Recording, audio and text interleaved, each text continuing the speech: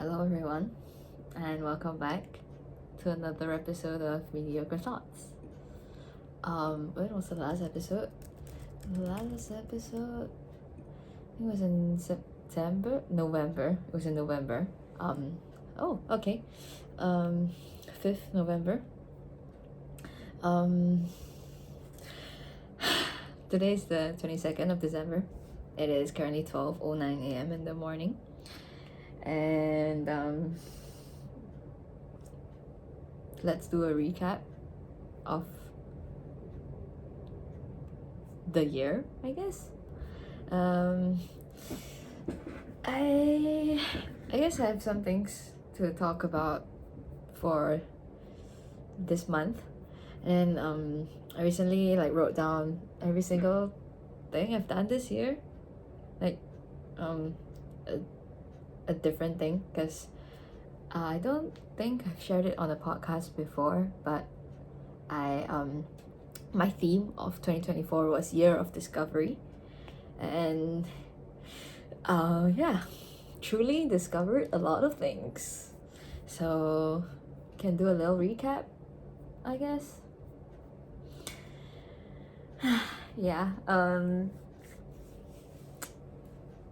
Okay, let's start. I wanted to start with, this episode is sponsored by all the love that I have received so far in my life. All the love, however brief, will be a part of me forever. On the 7th of December, I wrote, "Things feel important, but they aren't. Honestly, I just want to live, but it's impossible to live without worrying about other things. How do I reconcile with the fact that I need money? How do I reconcile with the fact that my existence fuels the problem and I can't fully be part of the solution? How do I keep being optimistically nihilistic when so many things require effort and attention? How do I live in the way that I want, but also what do I want? I thought I knew and had what I wanted. How do I become emotionally vulnerable again? I love my friends. I love the people around me. I love the people I have surrounded myself with. I love the life that I've built for myself. I think I'm close to being content again. It feels like I'm close, but I'm not entirely sure. I played on a public piano in KL recently, Kuala Lumpur. I went on a day trip for my best friend's graduation, and people actually approached me while I was on the piano. Music connected us. I was scared and wary, but also friendly, hopefully. Life is weird. We don't trust strangers, but what is a friend if not a stranger at first? I'm scared and worried and tired and stressed. So this was 7th December was week 13 or 12 of my semester, which is finals week, project submission and stuff. So I'm in my early 20s, and I thought I had things figured out until I didn't. I thought I was safe until I was thrust out of my comfort zone. I thought I met the love of my life until we broke up this year. I will never be the same again, but that's also kind of the point. There is no point in trying to go back, and the only way out is through. The love was mine. It's important that I don't look back with hate. It wasn't like I wasn't happy at all, and it's not like I didn't improve as a person at all. I learned to be better. I was happy and safe in the illusion of being loved. I'm not sure if it's an illusion, but if it weren't for the breakup, I would have lost a lot of opportunities to connect with friends. I think that's important to remember whenever I think I want to go back. What do I actually want in a relationship? I know I definitely don't really want to be single forever, but I also don't want to be in an unhappy relationship. So I don't know.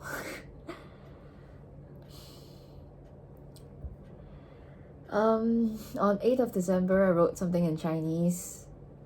I'll just roughly translate it. I used to think I want someone who can speak Chinese as my partner. I hope my partner could read Chinese. But then there were moments in my past relationship when I tried to hide behind Chinese. Like, some things I didn't want to express directly. So I just expressed it in Chinese instead, hoping that I won't be understood. So I don't know what's up with that. Yeah, it's weird. Not sure why I'm like that. Yeah. I used to write things to be happy about on my Instagram story. Like every single day, I would write things that I would be happy about. And the reason I started that was just because I had a really good day when I was in high school. I had a really good day, and then I was like, oh, I'm so happy today. Then I just wrote down what made me happy. And then I just did that for like 2 years, which is crazy. And even this podcast, it's just because someone told me that my voice would suit making a podcast, and now it's been 4 years. That's crazy. There won't be anyone who knows myself better than me. There won't be anyone who has spent more time with myself than me. Is there any other adjective for life aside from the fact that change is constant? 人生除了起伏无常，还有什么会一直都正确的形容词吗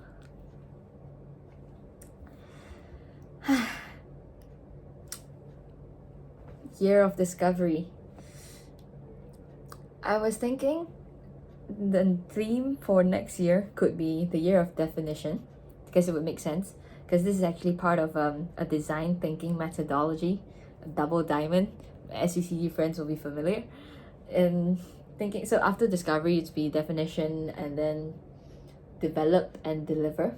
So I was thinking it would make sense, kind of make sense if the next year was a year of definition.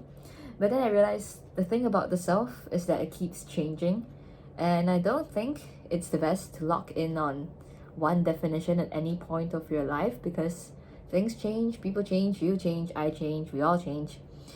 But I guess there will always be core things that don't change. Yeah.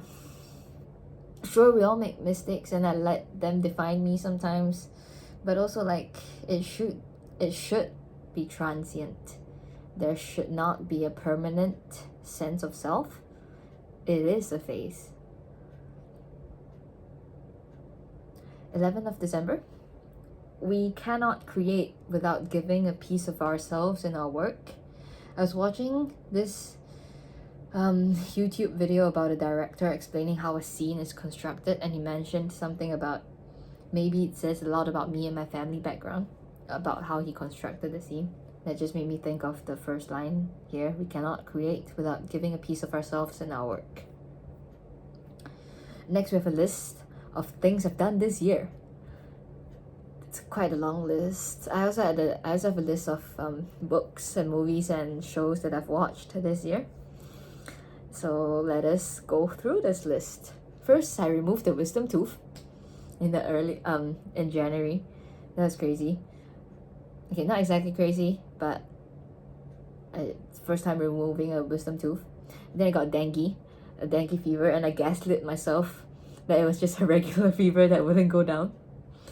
So the thing about this is that I was driving like almost the whole day, the day before my symptoms showed up, and I just didn't drink a lot of water. So I just thought, oh, I just didn't drink enough water, so I got fever. And even on the morning of the day that I started having symptoms, I went hiking. I pushed myself to go, even though I didn't really, I felt off, because it was the hiking group that I was going with specifically arranged the hike around my schedule, so I felt like damn embarrassed if I skipped it. So the lesson here, the thing you can take away about me, is that I will literally defy illness if you make me paise enough. What does paise mean? How do you say that in English? Embarrassed? Sorry? Like, yeah, I don't know how to say that. It means sorry, like embarrassed or sorry. Yeah. Anyway, so then I went to Hong Kong for my exchange in January. Went there for like 3 weeks. I got my first pull-up. I think it was in Hong Kong. So doing a pull-up has been my resolution for 2 years, since 2022. So I've finally done it in 2024. I got my first pull-up. My max rep in a set right now is 3. Then I went to Macau, and I went clubbing in Hong Kong. I got asked for my Instagram by some guy, and I also got approached by a drunk guy because I was being friendly, and then my friends fended him off.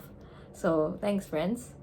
I went to Japan once in March with friends, and another time in May by myself. My first solo trip.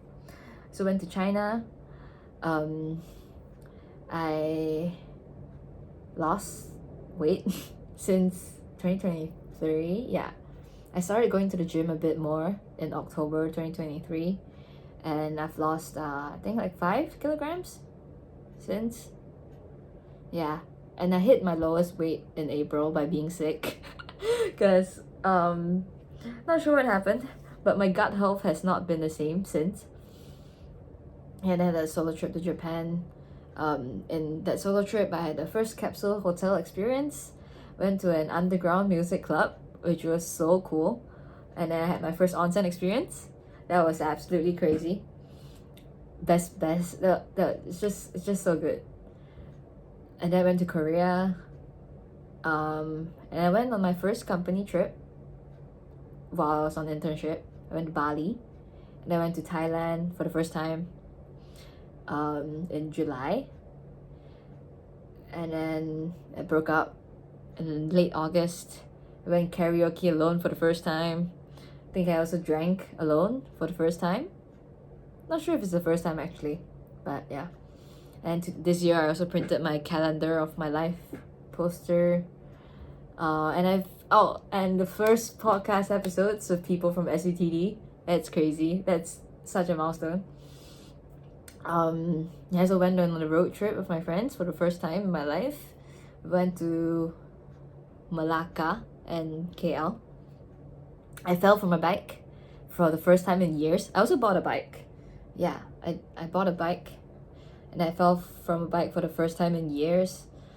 I went for a day trip for my friend's graduation.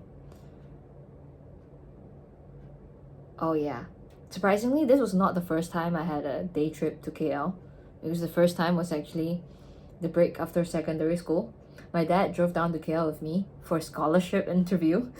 That was the day that I found out I'm not special. Because I always thought it was kind of rare, because I started teaching since I was 11. But when I was at the interview, literally every other girl in the interview also had some sort of teaching experience since they were young. So that was kind of crazy.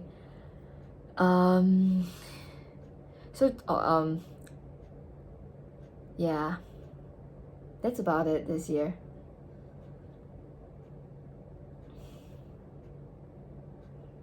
Okay, books that I've read. I reread The Hunger Games in January, and I read the duology, the 2-book version of a trilogy by Hank Green, about his sci-fi his sci-fi books an absolutely remarkable thing and a beautifully foolish endeavor.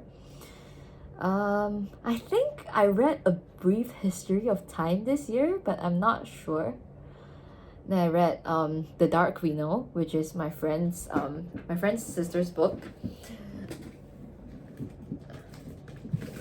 I have it right here with me. It's very good. You should check it out if you like young adult horror, mystery, thriller, LGBTQ representation. I also read The Woke Salaryman Crash Course on Capitalism and Money.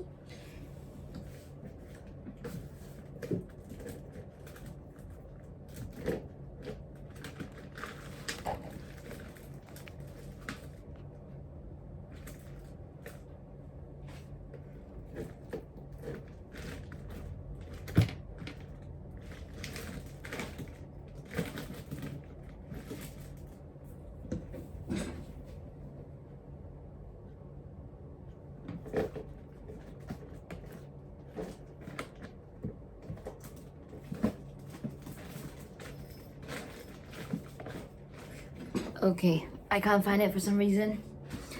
But it was like a comic thing that I bought when I went to one of their events. And I reread a bit of the Tree Body Problem trilogy that I would recommend every single person to read. Because I wanted to talk about it for the second last episode with my friends. And I read Dune. That was cool. But I don't know about Dune. It's a bit long. It's very long. I took a while to read it. And now I'm reading the second Dune book, Dune Messiah. This is my friend's copy that I borrowed. Yeah, books wise, I'm surprised. Even though I didn't really try hard to read this year, just happened to read quite a bit, I guess. As for movies, I actually watched like 3 movies in Hong Kong. First one was Spy X Family. Then I watched Haikyuu and Kung Fu Panda 4. Yeah, I cried when watching Haikyuu. I don't know about Kung Fu Panda 4. It's a bit boring. I feel like they're stretching the franchise a bit. And I think I watched Liz and the Bluebird this year. It's another anime movie. And I watched Dune 1 and Dune 2 after reading the book. While reading the book? Yeah. I think I don't really get the hype. I think it was a bit boring, but I'm not sure. As for shows, I watched quite a lot of shows this year actually. A lot of anime. Notable ones, Free Ren, best anime ever. I watched Sound Euphonium, all the seasons, including the Liz and the Bluebird movie, which was great. Steins Gate, because one of my friends mentioned it was interesting. It was very interesting, but it was old and it was a bit hard to watch the animation style because it's like the old style and the quality isn't that great. And New Girl, the sitcom. I watched it because it was one of my friend's favorite sitcoms of all time. Surprisingly, really nice. I learned a lot. And I rewatched BoJack Horseman, which I don't know what made me rewatch it, but I think it's quite timeless. I also watched Oshinoko season 2, another anime, and the 3-body Netflix series. That was cool. I watched it because one of my friends also told me that it's actually quite interesting, and I do agree that it's actually quite interesting, even though they're a bit different from the book, but in a good way, I feel, because they tried to make it fit the TV media kind of storytelling, which is respectable. You shouldn't follow the book too strictly when you're trying to make a movie or a TV show, because it's just different mediums. And if you try to follow books too closely, then you kind of lose an opportunity to make something for yourself, I guess.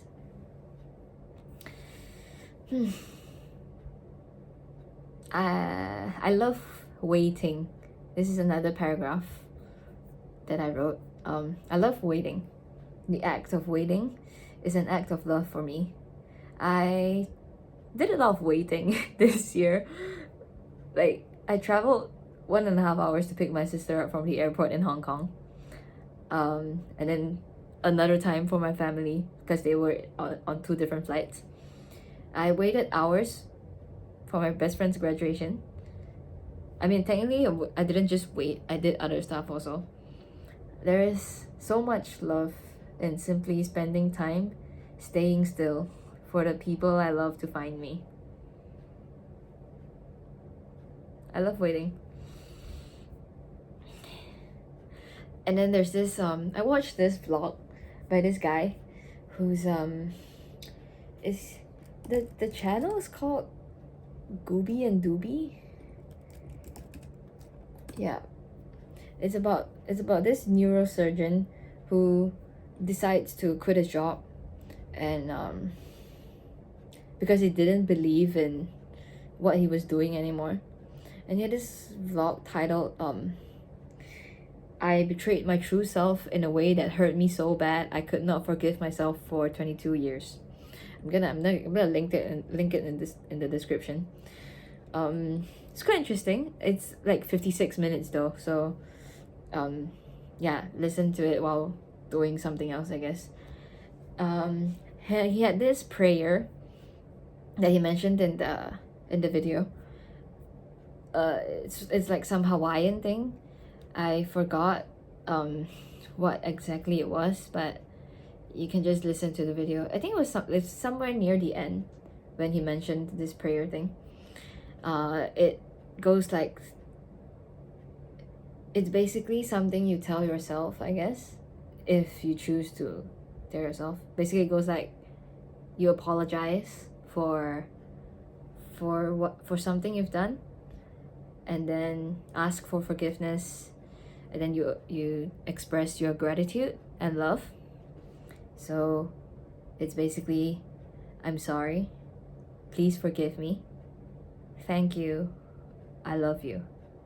You can tell this to yourself. If you're telling it to yourself, then you should add a line after please forgive me, saying that I forgive you.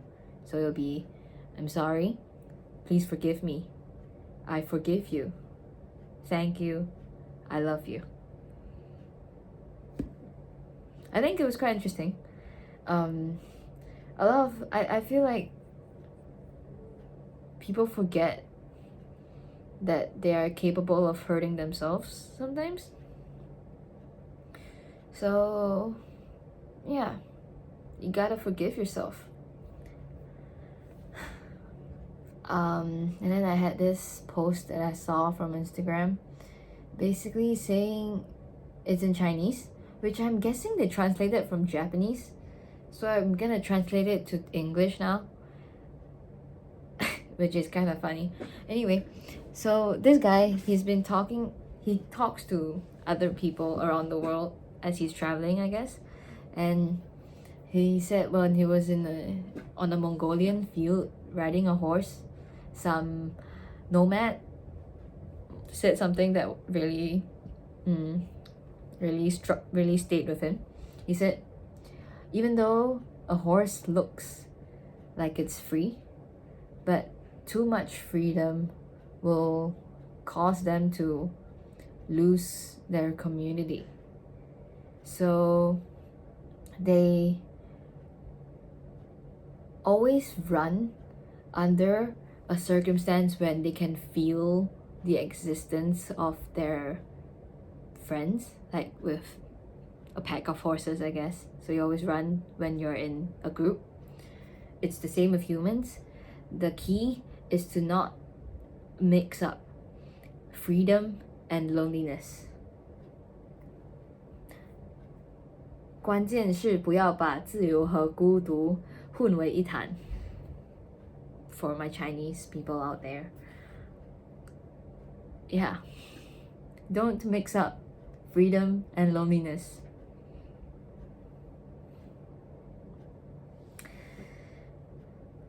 Then there was a follow-up saying that you can't mix up freedom and loneliness because it is with the existence of your friends that freedom has more meaning.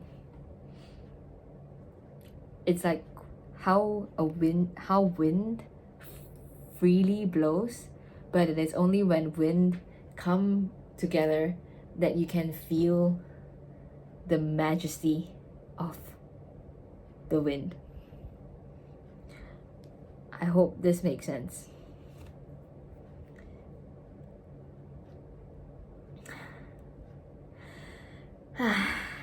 Yeah. It's been a year. It's been a year. I hope I hope next year is better. I hope I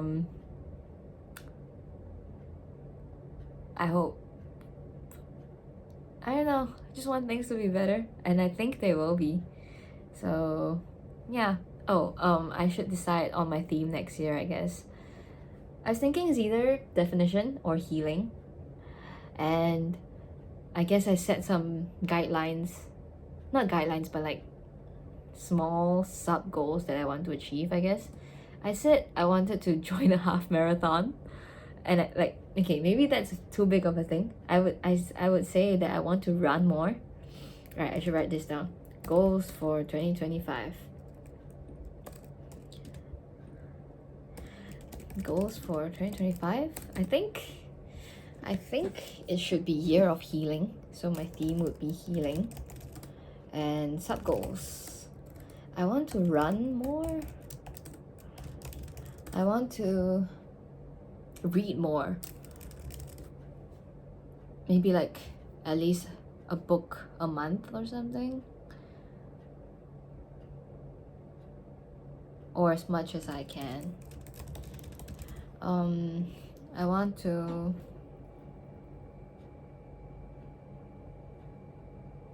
take more pictures with my friends, actually. I always feel a bit awkward. Take more pictures with my friends. With my friends. I always feel a bit awkward because it's like, I don't know, it's just weird. Yeah, I think that's the 3 things that I want to do. So yeah.